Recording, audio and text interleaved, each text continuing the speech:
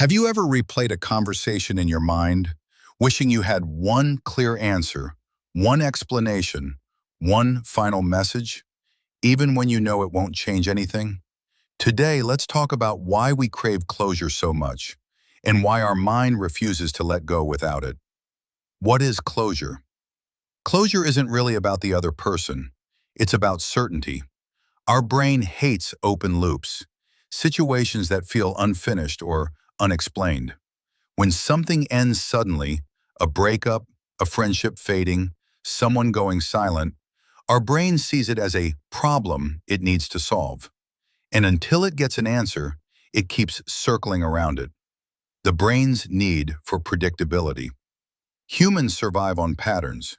If we understand why something happened, our brain feels safe. But when we don't have that understanding, it creates anxiety. Because unpredictability feels like a threat. So our mind keeps asking, was it my fault? Did they ever care? What changed? Even when the situation is long over, the questions stay because your brain is still trying to make sense of the story. Emotional attachment needs an ending. Closure isn't logical, it's emotional. When you're attached to someone, you attach to the version of the story you built with them. When it ends abruptly, emotionally it feels like you're stuck in the middle of a chapter. Have you ever tried to stop watching a series mid-episode? Your mind keeps wondering how it ends. That's exactly how emotional situations work too. We think closure will reduce the pain. Another reason we crave closure is the belief that one explanation will take away the hurt. But most of the time, it doesn't.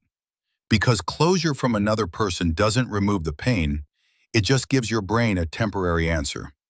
True closure is what you decide internally, not the explanation someone else gives. So why doesn't closure always help?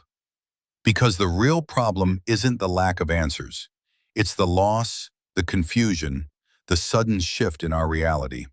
And no message or apology can magically reorganize all those emotions. Sometimes the thing we really want is not closure. We want the old story back. We want the connection, the comfort, the version of life we had before things changed. That's why closure often feels incomplete. It's trying to fix an emotional wound with logical words. So the next time you find yourself craving closure, remind yourself, you're not seeking answers, you're seeking peace.